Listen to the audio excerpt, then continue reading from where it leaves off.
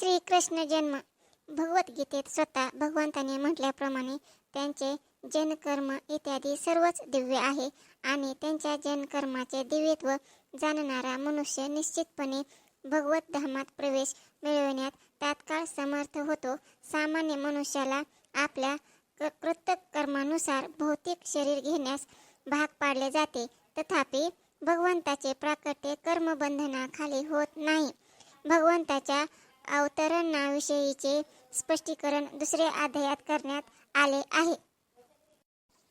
भगवंत स्वच्छेने प्रकट होतात. भगवंताच्या अवतरणाची वेळ झाली तेव्हा सर्व नक्षत्रे शुभस्थानी होती. ब्रह्मदेवांच्या प्रत्यक्ष नियंत्रणात असणाऱ्या मंगलकारी रोहिणी नक्षत्राचा प्रभाव वाढला होता. खगोलशास्त्रीय निर्णयाप्रमाणे ग्रह नक्षत्राच्या सुयोग्य स्थिती व्यतिरिक्त वेगवेगळ्या ग्रहलोकांच्या वेगवेगळ्या स्थितीमुळे मंगल क्षण उपस्थित होत असतात. श्रीकृष्णाच्या जन्माच्या वेळी सर्व नक्षत्रे, तारे, ग्रहलोक हे आपोआपच शुभस्थानी आले आणि सर्व काही मंगल झाले.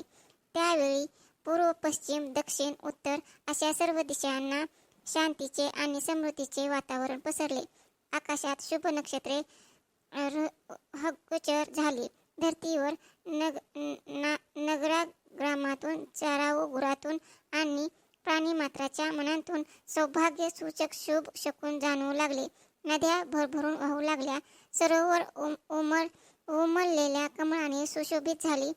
मयुरादी सुंदर पक्ष्याने वने भरून गेली. वनामधून पक्षी मधुर कुंजन करू लागले. मयूर आपल्या प्रियासोबत हर्षभराने नृत्य करू लागले. शीतल थंड पवन विविध सुमनांचा सुगंध सर्वत्र पसरवीत सर्वांचे सुखवर्धन करू लागला. यज्ञाहुती देणाऱ्या ब्राह्मणांना आपले निवासस्थानी आहुती अर्पण करण्यास फारच सुखवाह वाटू लागले. आसुरी राजांच्या उपद्रवामुळे ब्राह्मणाच्या घरातून चालणारे यज्ञयाग जवळजवळ संपुष्टात आले होते, परंतु आता त्यांना शांतपणे यज्ञाग्नी प्रज्वलित करण्याची संधी मिळाली. यज्ञयाग बंद केल्याने ब्राह्मण मनाने, बुद्धीने आणि नित्यकर्मात अतिशय त्रासले होते, परंतु श्रीकृष्णांच्या अवतरणाच्या प्रसंगी त्यांची अंतःकरणे आनंदातिशयाने आपोआपच भरून गेली, कारण त्यावेळी आकाशातून पूर्ण पुरुषोत्तम भगवंताच्या आगमनाची सूचना देणारा मंगलध्वनी निनादू लागला होता. त्या मंगलसमयी गंधर्व आणि किन्नर लोकातील निवासी गायन करू लागले. सिद्ध आणि चारण लोकांतील निवासी पुरुषोत्तमाच्या सेवेत स्तुतिगान गाऊ लागले. स्वर्गीय ग्रहांवर देवदूत आणि विद्याधर आपल्या रमणी समवेत आनंदाने नृत्य करू लागले.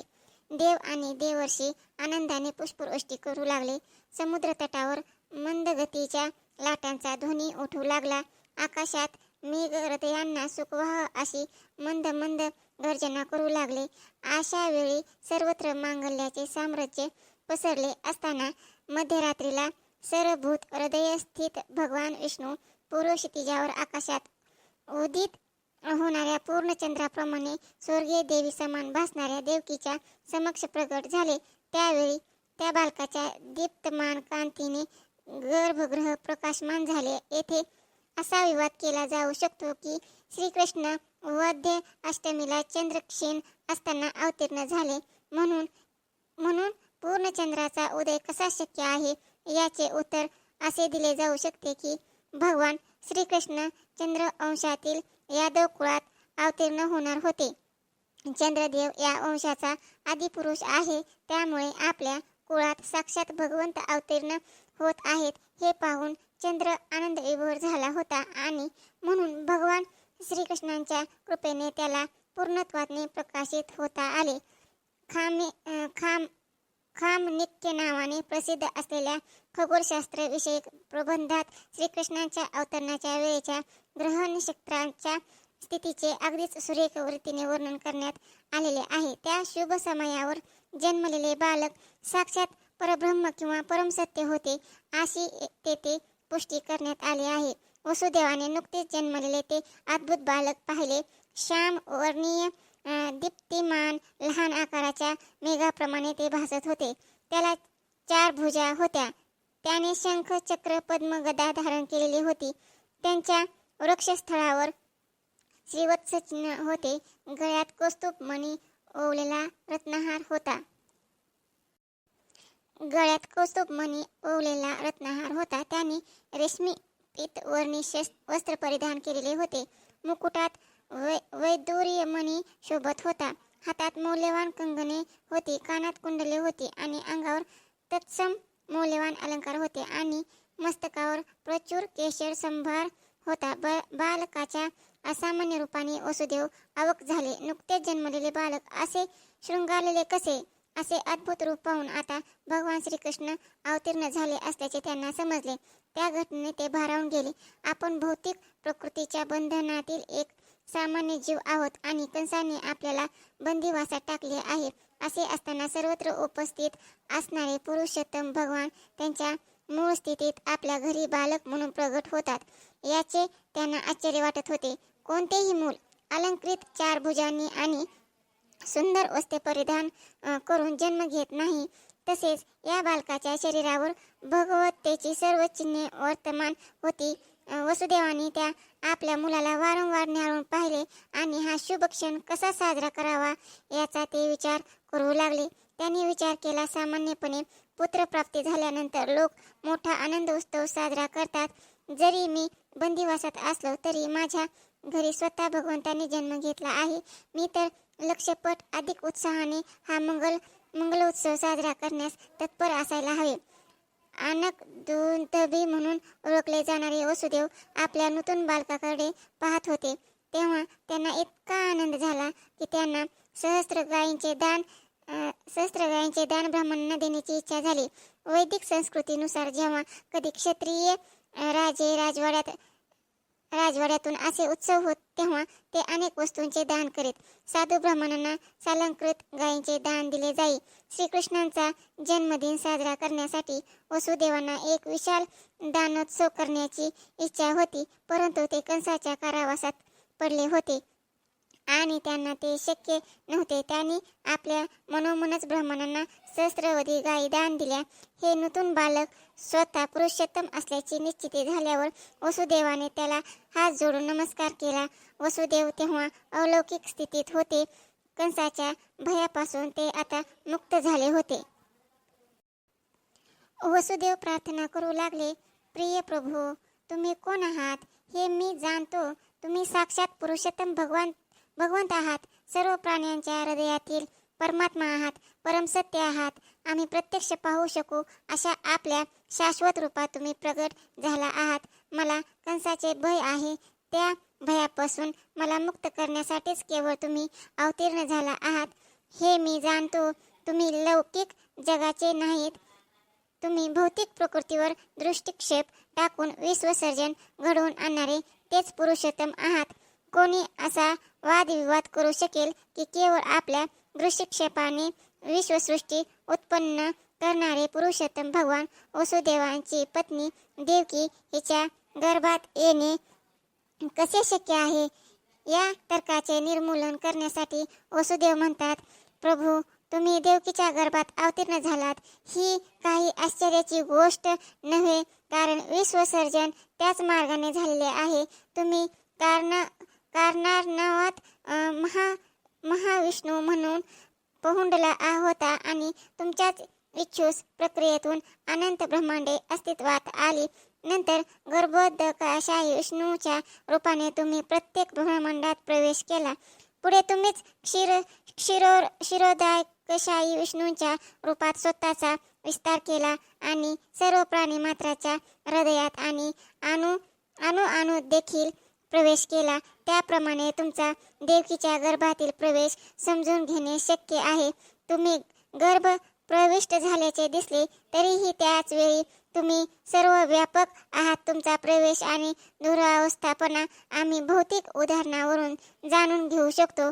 संपूर्ण भौतिक शक्ती 16 तत्वात विभाजित होऊन देखील निष्क्रियच राहते.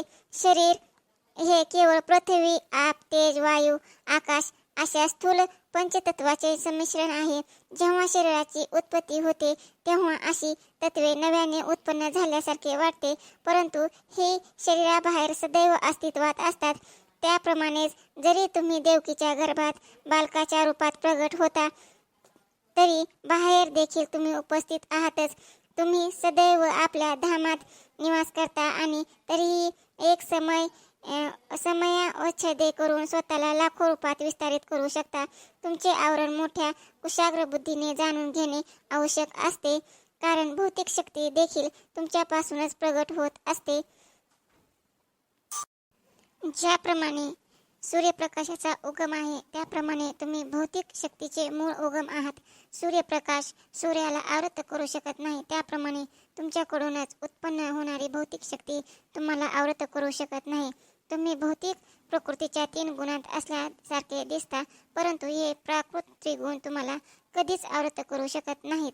हे तथ्य अति कुशाग्र बुद्धीच्या तत्त्वज्ञांना समजले जाऊ शकते. दुसऱ्या शब्दात, तुम्ही जरी भौतिक शक्तीत अवतीर्ण झाल्यासारखे वाटता, तरी तिने कधीही आवृत्त होत नाही. आपण वैदिक वाङ्मयातून जाणतो की परमब्रह्म आपले तेज प्रकट करते आणि त्यामुळे सर्व गोष्टी प्रकाशमान होतात. आपण ब्रह्मसंहितेतून हे समजू शकतो की ब्रह्मज्योती किंवा ब्रह्म तेज हे भगवंताच्या शरीरातून बाहेर पडते आणि या ब्रह्मतेजापासून सर्व सृष्टी प्रगट होते. भगवद्गीतेत असे वर्णन करण्यात आले आहे की भगवंत ब्रह्मज्योतीचे अधिष्ठान आहेत.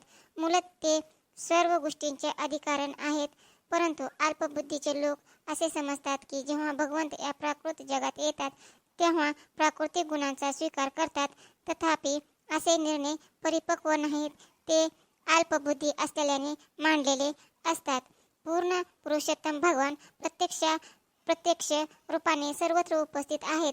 ते या भौतिक सृष्टीच्या बाहेर आहेत आणि ते या सृष्टीतही आहेत. ते या भौतिक सृष्टीत केवळ गर्भदकशायी विष्णू म्हणूनच आहेत असे नाही, तर ते प्रत्येक अणूत देखील आहेत. अणूचे अस्तित्वच त्यांच्या उपस्थिती कारणे आहे. त्यांच्या उपस्थितीविना भिन्न काही असू शकत नाही.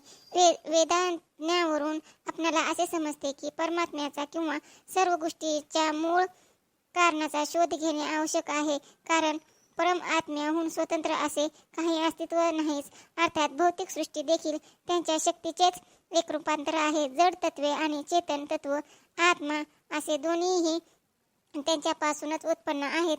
केवळ मूर्खच असा निर्णय करतो की जेव्हा भगवंत अवतार घेतात, तेव्हा ते प्राकृत बंधनाचा स्वीकार करतात. अर्थात भगवंत भौतिक शरीर घेतल्याप्रमाणेच जरी दिसत असले, तरी देखील ते कोणत्याही भौतिक बंधनाला बाध्य नाहीत. म्हणूनच श्रीकृष्ण अवतीर्ण झाले आणि त्याने भगवंताचे स्वतःचे अवतरण आणि अंतर्धान या संदर्भातील अपूर्ण निर्णयाचे निर्मूलन केले. प्रभू, तुमचे अवतरण, उपस्थिती, अंतर्धान हे भौतिक गुणाच्या प्रभावापलीकडे आहे. तुम्ही सर्व गोष्टीचेच नियंत्रक तसेच ब्रह्माचे आश्रयस्थान आहात. परिणामी तुमच्या ठाई काही अचित्य अथवा विरोधात्मक असे काहीच नाही. भौतिक प्रकृती तुमच्या नियंत्रणात कार्यरत आहे. मुख्य अधिकाराच्या आज्ञेखाली कार्यरत असणाऱ्या शासकीय अधिकाऱ्याप्रमाणे ही गोष्ट आहे. गौण श्रेणीच्या कार्याचा तुमच्यावर कोणताही प्रभाव होत नाही. परब्रह्म आणि सर्वच गोचर सृष्टी तुमच्या ठाई अस्तित्वात आहे आणि भौतिक प्रकृतीचा सर्व कार्य तुमच्याकडून नियंत्रित होत असतात. तुम्हाला शुक्लम असे संबोधले जाते. शुक्लम अथवा श्वेतवर्ण परम सत्याचे प्रतिनिधित्व करतो, कारण ते भौतिक गुणांनी प्रभावित होत नाही. ब्रह्मदेवांना रक्त म्हटले जाते, कारण ब्रह्मदेव सर्जनार्थ रजोगुणाचे प्रतिनिधित्व करतो. अंधकार किंवा तम भगवान शिवांच्या स्वाधीन आहे, कारण ते विश्वसृष्टीचा प्रलय करतात. या विश्वसृष्टीची उत्पत्ती, स्थिती, लय ही कार्ये तुमच्या शक्तीच्या नियंत्रणानेच घडून येतात. असे असले तरी तुम्ही सदैव या गुणांच्या पलीकडे असता. वेदांमध्ये हरिहरी निर्गुण साक्षात असे म्हटले आहे. अर्थात भगवंत सदैव भौतिक गुणातून मुक्त आहेत. तसेच रज आणि तम हे गुण भगवंतात अनुपस्थित आहेत असे म्हटले आहे. प्रभू, तुम्ही परमनियता पुरुषोत्तम भगवंत आहात, परमश्रेष्ठ आहात आणि या विश्वसर्जनातील संतुलन राखणारे आहात. तुम्ही परमनियंत्रक असूनही मोठ्या कृपेने माझ्या गृही अवतीर्ण झालात. तुमच्या अवतरणाचा हेतू या जगातील आसुरी शासकांच्या अनुयांना ठार करणे हा आहे.